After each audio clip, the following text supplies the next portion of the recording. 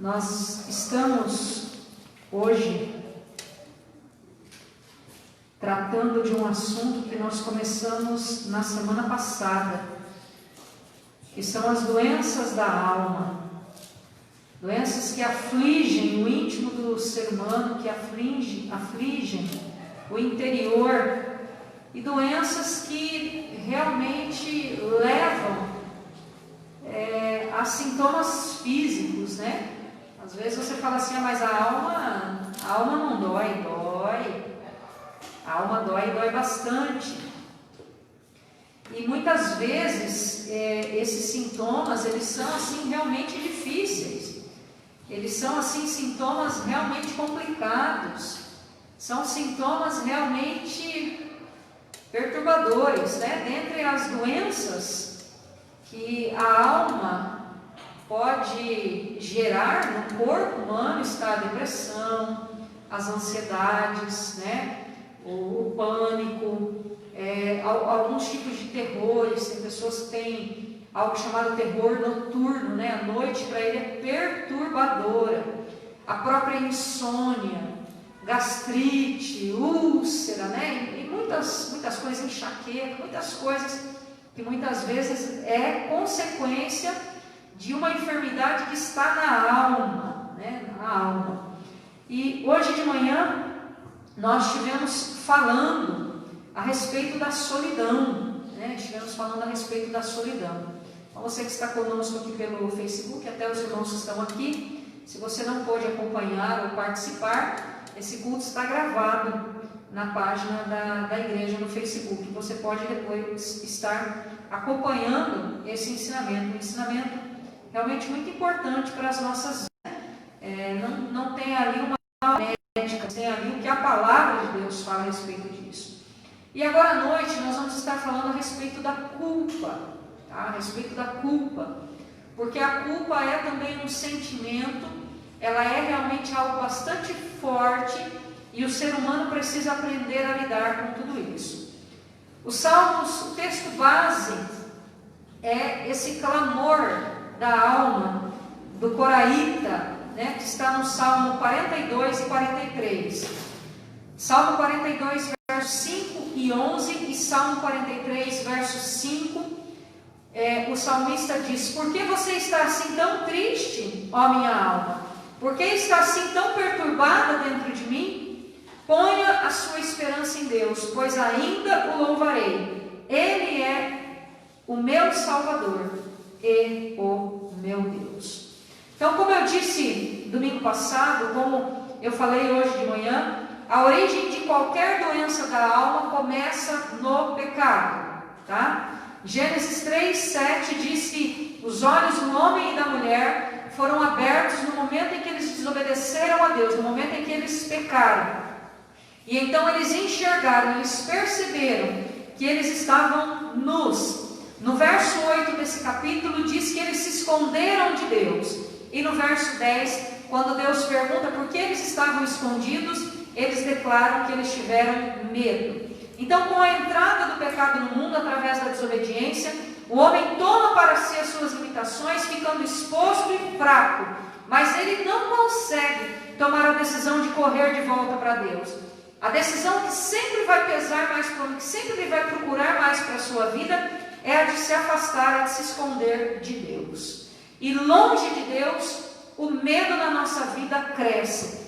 1 João 4,18 diz que o verdadeiro amor, ou seja, o amor de Deus, ele lança fora, ele afasta fora todo e qualquer medo. Então, as doenças da alma, elas precisam ser realmente analisadas na nossa vida. Nós não podemos fingir que elas não existem. É interessante que você lê o livro de Salmos, você lê o livro de Jó. Hoje de manhã eu citei a vida do profeta Elias. Você vê pessoas que estavam passando por processos de enfermidades da alma. Se fôssemos pedir para um médico, para um psiquiatra diagnosticar histórias de vidas que foram narradas na palavra de Deus, nós teríamos ali síndrome do pânico, nós teríamos ali depressão, nós teríamos ali incontáveis enfermidades da alma, por dores da alma, que eles não buscaram, eles não prestaram atenção e procuraram realmente o Senhor para tratá-los. Agora à noite, nós vamos estar falando de uma maneira bastante específica a respeito da culpa. A culpa é um sentimento muito perigoso, tá? É um sentimento muito perigoso. É um sentimento bastante devastador. Ele é sufocante, tá? Ele é sufocante. Ele parece que ele tem mãos assim, ele vem para o pescoço da gente para apertar, para acabar com a gente. E o texto que eu quero ler é o Salmo 38, verso 18, que diz: confesso a minha culpa, em angústia estou por causa do meu pecado. Mais uma vez, confesso a minha culpa e em angústia estou por causa do meu pecado. Vamos orar mais uma vez. Pai, nós louvamos ao Senhor pela Tua palavra, pelos Teus ensinamentos. Ajuda-nos, ó Pai, abre a nossa mente, abre o nosso coração, para, ó Deus, conseguirmos compreender a Tua palavra e sermos tratados pelo Senhor, ó Deus. Que em nome de Jesus, o Senhor esteja mesmo abrindo a nossa mente, o nosso coração, para que possamos compreender tudo aquilo que Tu tens para nós. Obrigado pela Tua palavra, obrigado pela direção que o Senhor tem para as nossas vidas. E ajuda-nos, ó Pai, porque precisamos do Senhor. É assim que oramos ao Senhor, agradecidos em nome de Jesus. Amém.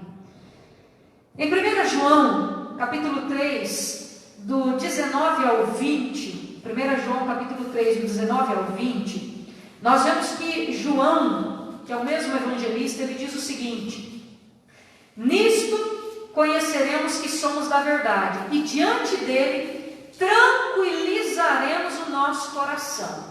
Porque se o coração nos condena, maior é Deus do que o nosso coração, e Ele conhece todas as coisas. O coração, quando ele condena a vida, é porque aquela pessoa está se sentindo o quê? Culpada. Um coração que está se condenando é um coração que sente a culpa, é um coração que está realmente acreditando que ele tem ali algo de ruim sobre a sua vida. Quando nós vamos para uma história bíblica bastante conhecida, que está em Lucas capítulo 7, eu gostaria de estar lendo essa história com os irmãos. Lucas capítulo 7, verso 37 e 38, nós não vamos ler toda a história, vamos ler algumas partes aqui. Fala a respeito de uma mulher que entra de penetra, que entra assim, sem ser convidada, em uma refeição que havia sido oferecida para Jesus. Jesus foi convidado, diz o verso 36, por um fariseu para jantar na sua casa. E Jesus estava jantando e de repente chega essa mulher que não era convidada. Verso 37 e 38 diz: ao saber que Jesus estava comendo na casa do fariseu, certa mulher daquela cidade, agora aqui eu quero destacar a maneira que ela era chamada, uma pecadora, trouxe um frasco de alabastro com perfume e colocou-se atrás de Jesus a seus pés, e chorando começou a molhar-lhe os pés com as suas lágrimas, e depois enxugou com seus cabelos, beijou-os e os ungiu com perfume.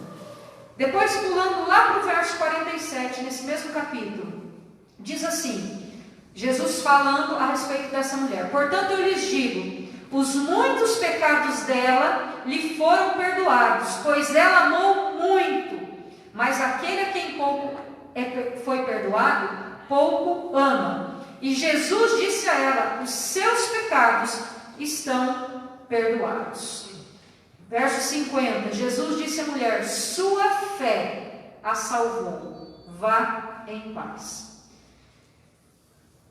Quanto que você já chorou na vida? Deu para molhar o quê? Deu para molhar a camisa? Deu para molhar uma parte da camisa? Né? Gente, chorar, por mais que você chore bastante, e você molhe ali algumas coisas, para você chorar suficiente para molhar nos pés e poder ali lavar o pé, umedecer o pé, não vou dizer uma água corrente, né? A gente entende isso, mas ela precisou, para dizer que ela lavou os pés de Jesus, ela tem que ter conseguido molhar todos os pés dele. Você concorda comigo? Ela, no mínimo, né? Uma passada de água ali com as suas lágrimas. Gente, a lágrima, ela é realmente pequenininha.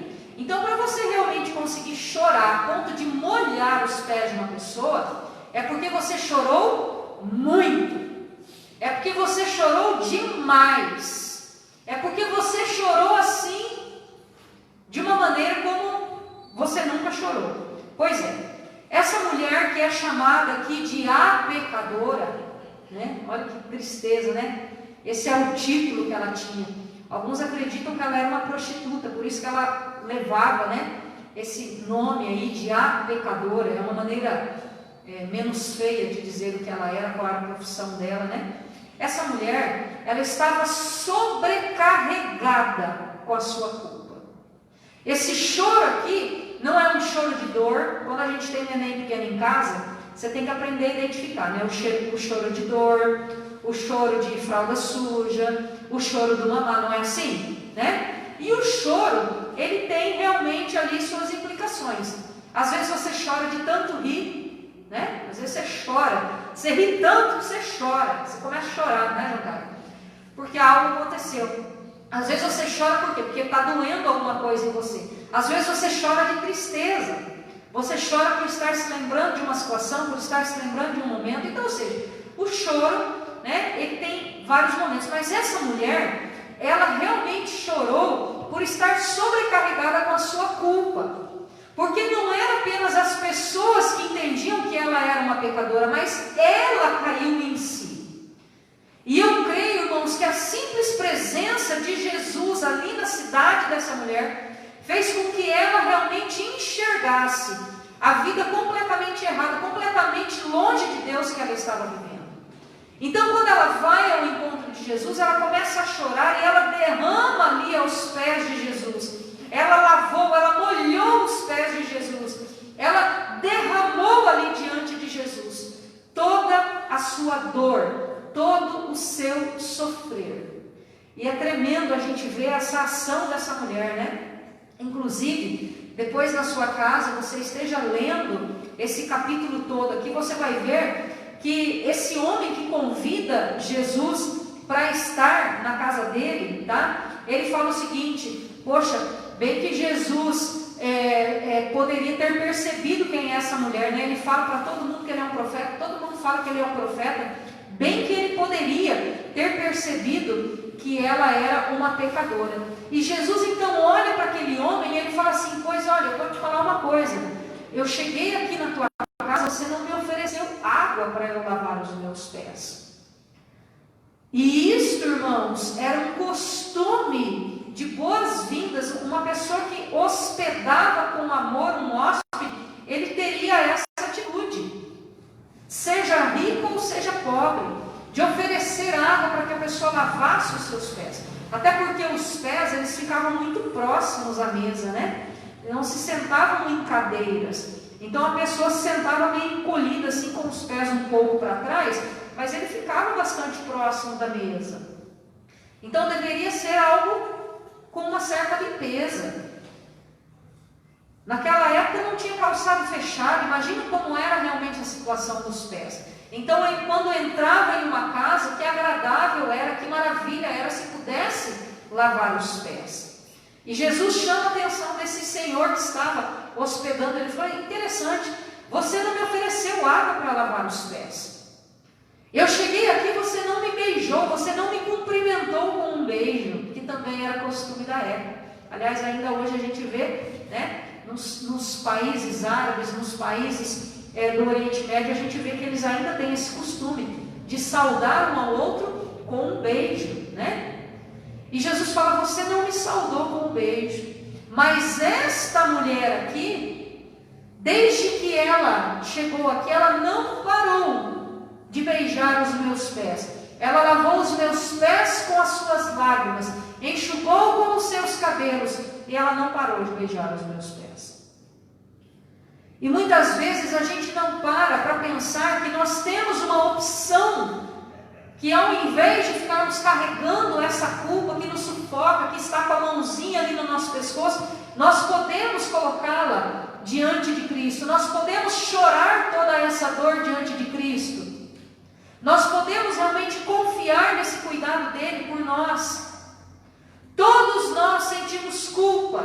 E sabe por que nós sentimos culpa? Pelo simples fato de sermos pecadores. Todos nós sentimos culpa. O problema é quando eu não derramo esta culpa diante de Cristo. É quando eu não me derramo diante de Cristo, aos pés de Cristo, como essa pecadora fez. Como essa mulher aqui, que ela era taxada, ela era julgada, como esta mulher fez. Nós não nos derramamos diante de Cristo. Quando eu não deixo Cristo tomar sobre si todas as minhas dores e os meus sofrimentos. Quando eu não deixo Cristo tomar sobre si os meus pecados. Irmãos, em 1 Pedro capítulo 2, verso 24, diz que Ele mesmo, está falando de Cristo, levou em seu corpo os nossos pecados sobre o madeiro. Ele levou os nossos pecados sobre o seu corpo lá no madeiro, lá no alto da cruz, a fim de que morrêssemos para os nossos pecados e vivêssemos para a justiça.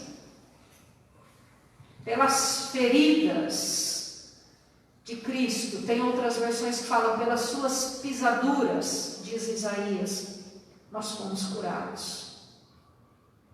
Então a cura, a solução para a tua dor, para o teu sofrer, para esse sentimento que você carrega sobre você, Cristo é a solução. Cristo é a solução. Você precisa confiar em Cristo, você precisa se derramar realmente na presença de Cristo. Muitas vezes nós choramos de raiva quando alguém fala algo que não devia para a gente, quando alguém nos tira do sério, não é verdade? Muitas vezes nós choramos de revolta por não termos conseguido algo que gostaríamos. Contrariados estamos, então choramos. E a culpa às vezes ela seca a garganta, ela seca as lágrimas, porque ela sufoca. O Salmo 69, esse salmo é um salmo importantíssimo para você entender esse sentimento de culpa que muitas vezes entra na nossa vida. Salmo 69, 1 e 2, ele fala: salva-me, ó Deus, pois as águas subiram até o meu pescoço. Das profundezas lamacentas eu me afundo, e eu não tenho onde firmar os meus pés. O salmista aqui, ele está se sentindo atolado, ele está se sentindo sufocado, porque o seu pecado está com uma culpa, está sufocando ele. O verso 5 ele fala: tu bem sabes como fui insensato, ó Deus, a minha culpa não te é encoberta. Deus sabe que nós somos realmente culpados por sermos pecadores. O Senhor sabe o quão culpado nós somos, porque nós estamos vivendo no pecado. Mas Cristo quer nos libertar desse pecado. No verso 14, ele grita: tira-me desse atoleiro e não me deixes afundar. Liberta-me dos que me odeiam e dessas águas profundas. Irmãos, nós precisamos realmente clamar para o Senhor.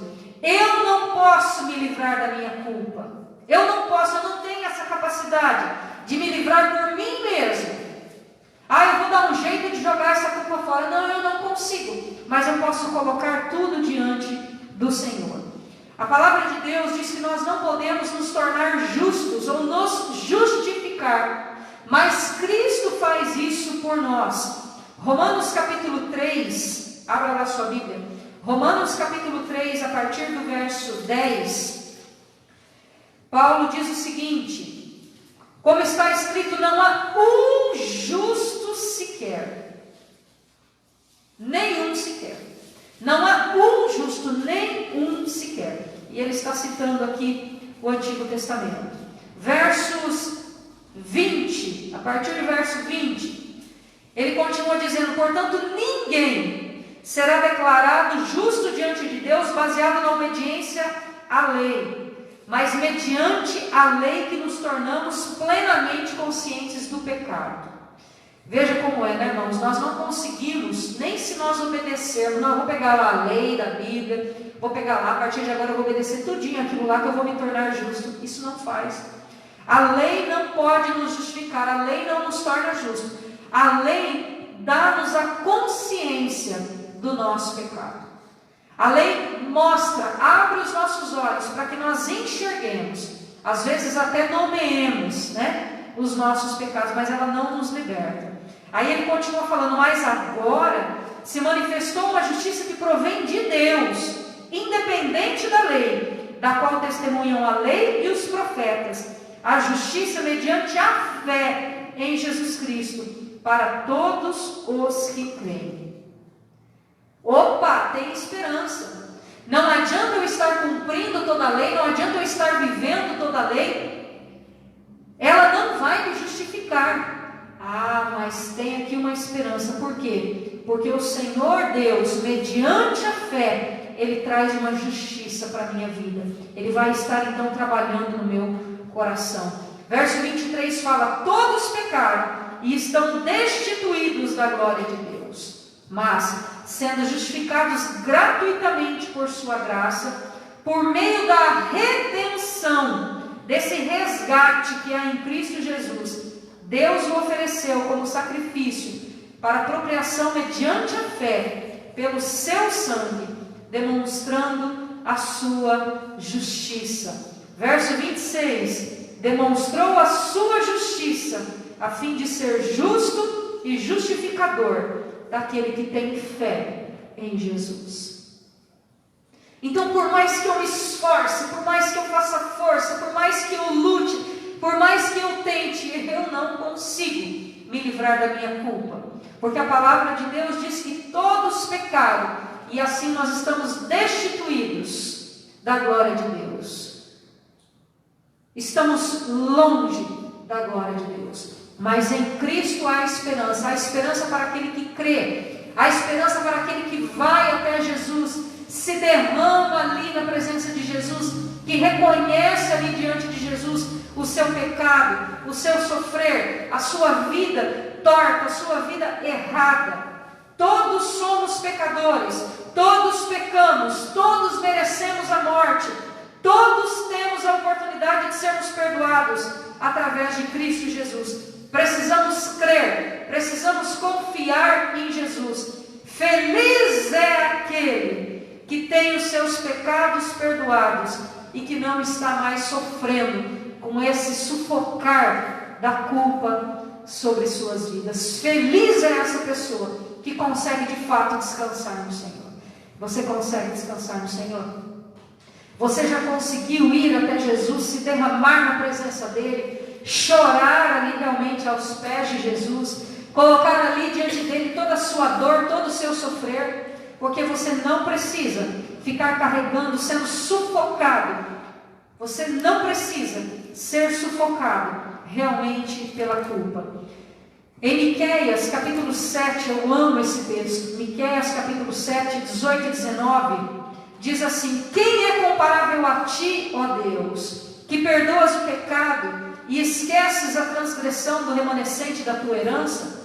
Tu não permaneces irado para sempre, mas tem prazer em mostrar amor, e de novo terás compaixão de nós, pisarás as nossas maldades e atirarás todos os nossos pecados nas profundezas do mar. Irmãos, que Deus maravilhoso é esse, que quer apagar, que quer eliminar todas as provas dos nossos pecados. Você já parou para pensar nisso? O Senhor, Ele não quer apenas perdoar você, transformar a tua vida, justificar você, limpar por completo você, mas Ele quer acabar com todas as provas dos teus pecados e da tua culpa.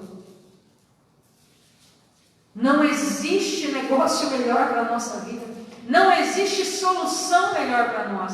A solução é Cristo, e Ele quer de fato transformar por completo a nossa vida. Eu gosto de pensar que Jesus, que o Senhor lança os nossos pecados lá no profundo do mar, porque lá o ser humano, o enxerido, não vai mexer lá não. Ele não vai mexer lá não. Para ir no profundo do mar, nos lugares mais profundos, é muito difícil, é muito complicado, né? Existe uma pressão muito grande, então tem que ser uma estrutura realmente muito, muito forte para aguentar tudo aquilo. E sabe por que o Senhor lança lá? Porque é para você deixar o teu pecado lá, é para você deixar a tua culpa lá, porque é isso que Ele quer para a tua vida. Agora, qual é o nosso problema? Muitas vezes nós colocamos a nossa dor, o nosso sofrer diante do Senhor, mas de repente a gente vai lá e pega de volta. Espera aí, Jesus, que eu quero carregar minha culpa mais um pouquinho.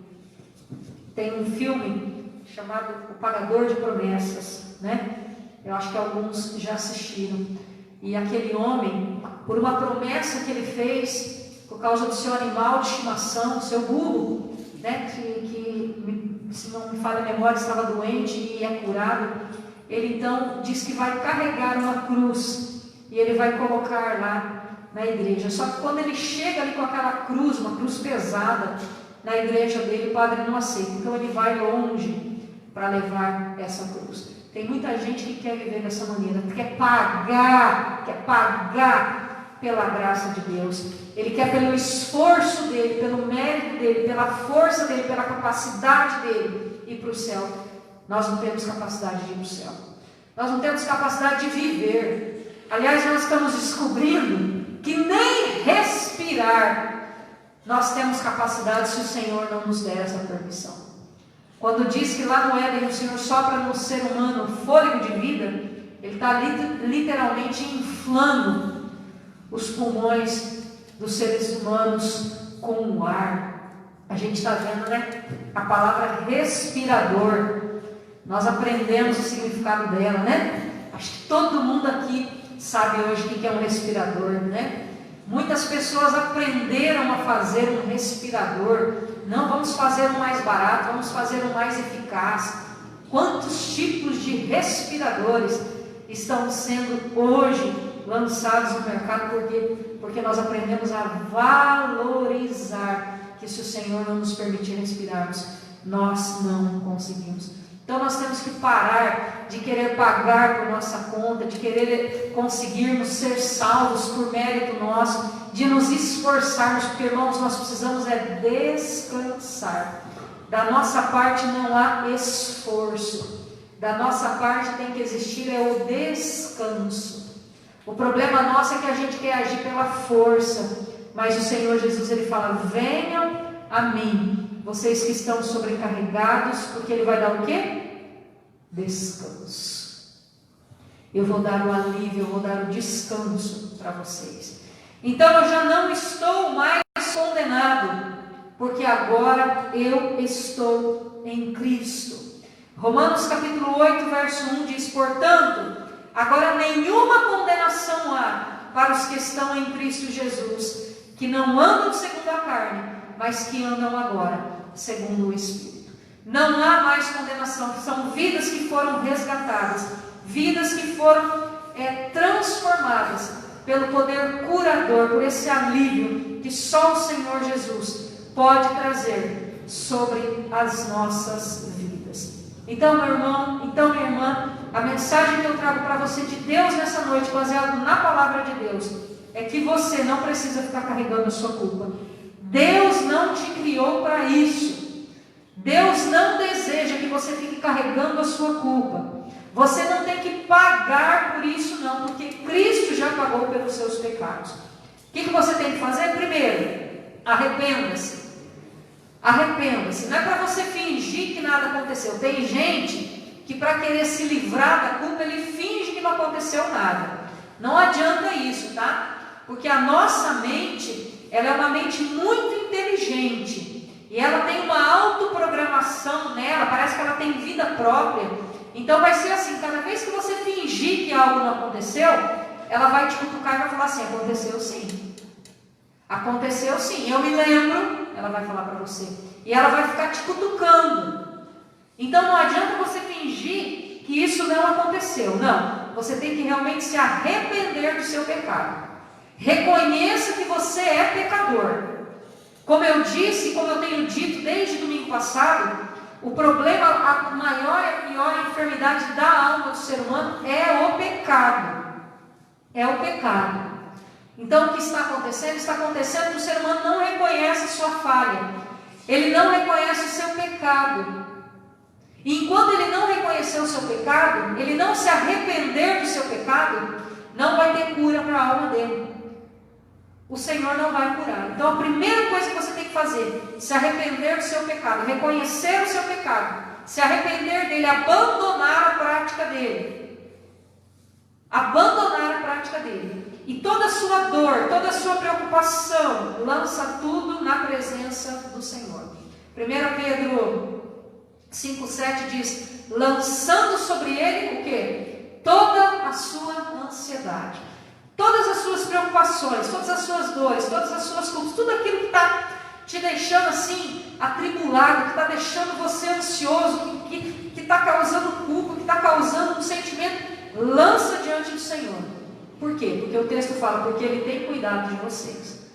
Lança todas as ansiedades, todas as inquietações diante do Senhor, porque Ele tem cuidado de vocês. Clame sempre por socorro. Segunda coisa, clame sempre, sempre, sempre por socorro. Lembrando o Salmo 69:14 que nós lemos, em que o salmista pede para o Senhor ajudá-lo. Ele estava se sentindo atolado, então ele diz: tira-me do atoleiro e não me deixes afundar. Liberta-me daqueles que me odeiam e das águas profundas. Liberta-me. Trata realmente o meu coração. Clama por socorro. Pede para o Senhor te socorrer. Ele está ouvindo a tua voz, Ele está ouvindo a tua oração. Arrependa-se do seu pecado. Arrependa-se, abandona e clama por socorro. Senhor, me socorre. Senhor, tem misericórdia de mim. O Salmo 142 é um salmo de Davi. Ele é um clamor. Ele é um grito de socorro. Davi, ele fez essa oração quando ele estava na caverna. E nós vimos aqui outro dia que Davi teve duas ocasiões que ele esteve na caverna. Ambas ele estava fugindo de seus inimigos. E aqui o texto diz: em alta voz clamo ao Senhor, elevo a minha voz ao Senhor, suplicando misericórdia. Derramo diante dele o meu lamento, a ele apresento a minha angústia. Quando o meu espírito desanima, és tu quem conhece o caminho que devo seguir. Na vereda por onde ando, esconderam uma armadilha contra mim. Olha para a minha direita e vê, ninguém se preocupa comigo. Não tenho abrigo seguro, ninguém se importa com a minha vida. Clamo a ti, Senhor, e digo: tu és o meu refúgio, és tudo que tenho na terra dos viventes. Dá atenção ao meu clamor, pois estou muito abatido. Livra-me dos que me perseguem, pois são mais fortes do que eu. Liberta-me da prisão e renderei graças ao teu nome. Então os justos se reunirão à minha volta, por causa da tua bondade para comigo. A gente vê aspectos aqui de enfermidades da alma, né? A solidão. Olha aqui, ó, ninguém se preocupa comigo. Olha a solidão, a angústia. Derramo diante do Senhor o meu lamento, apresento diante dele a minha angústia. Olha que como a gente vai vendo, né? E aí tem o verso 7 que a gente vai ver que é aquilo que aprisiona, né? O pecado que aprisiona, essa culpa. Liberta-me da prisão, dessas amarras, dessas algemas que os sentimentos estão trazendo sobre a vida dele. Então clame por socorro. Clame por socorro. Busque realmente essa misericórdia do Senhor sobre a sua vida. Tem uma coisa também que algumas pessoas vivem, e tem pessoas assim que ele é tão aprisionado pela culpa que ele começa a assumir culpa que nem dele é. Ele pega a culpa do outro. Então toma cuidado com isso. Não pega uma culpa que é de uma pessoa para você, não. Cada um é responsável pelos seus atos. A palavra de Deus diz que todos nós vamos comparecer um dia perante o tribunal do Senhor, e ali nós vamos prestar contas da nossa vida, não da vida do outro. Então não queira pegar a culpa do outro para você. Não assuma uma culpa que não é tua, não. A culpa que é tua. Coloca diante do Senhor, se arrependa, se derrama diante do Senhor. Mas não tem como você querer redimir o outro assumindo a culpa dele. Não dá. Isso só vai te sobrecarregar, tá? Mais uma vez, arrependa-se, peça perdão.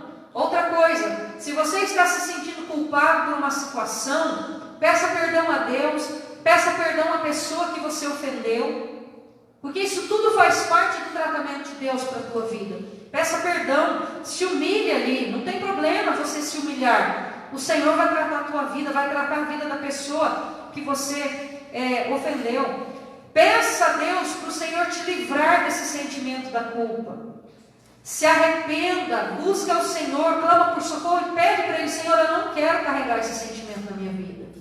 Eu não quero me sentir sufocado. Trabalhe isso no meu coração, porque Ele vai fazer isso. Lembre-se, meu irmão, Cristo já tomou sobre si todas as suas dores, todo o seu sofrer. E Ele já fez isso para que você não precise ficar carregando essa sua culpa. Lembra do que eu falei? Não é pela nossa força, não é pelo nosso esforço, mas nós temos que realmente nos derramar diante do Senhor Jesus. Cristo já tomou sobre si as nossas dores, o nosso sofrer. Ele carregou os nossos pecados. Ele já morreu na cruz pelos meus e pelos seus pecados. Agora você tem que descansar no Senhor, você tem que confiar. Quando essa mulher foi lavar os pés de Jesus, Jesus estava já junto à mesa. Então Jesus ele estava sentado no chão com os pés para trás. É uma maneira que eles têm de sentar meio de lado e jogar os pés para trás. Então essa mulher, para lavar os pés de Jesus, ela precisou ou se ajoelhar ou se sentar como Jesus estava sentado também. E ali então ela descansou diante de Cristo. Ali ela derramou. Ela sabia que ela estava em um ambiente hostil para ela, onde pessoas estavam julgando ela, mas ali junto a Jesus, eu creio que na mente dela ela pensou: bom, agora eu tenho quem está cuidando de mim. Agora eu não preciso mais me preocupar, porque agora eu estou com aquele que pode tomar conta de mim, que pode resolver todas as situações da minha vida. E é assim que nós precisamos realmente estar diante de Cristo. Às vezes nós achamos que não vale a pena chorar na presença do Senhor. Às vezes nós achamos que não vale a pena confessarmos os nossos pecados, mas claro que vale. Porque quando você faz isso, quando você se derrama diante de Cristo, Ele toma você e você pode então descansar nos braços dele. Meus irmãos, vamos parar de fazer força por conta própria. Vamos parar de querer nos justificarmos diante de Deus, porque não adianta, nós já somos pecadores. Mas vamos deixar o Senhor realmente tratar nossa alma. Confesse os seus pecados, se arrependa dos seus pecados, peça para o Senhor realmente te purificar, peça para Ele tirar esses sentimentos de culpa da tua vida, porque é isso que Ele quer fazer sobre você.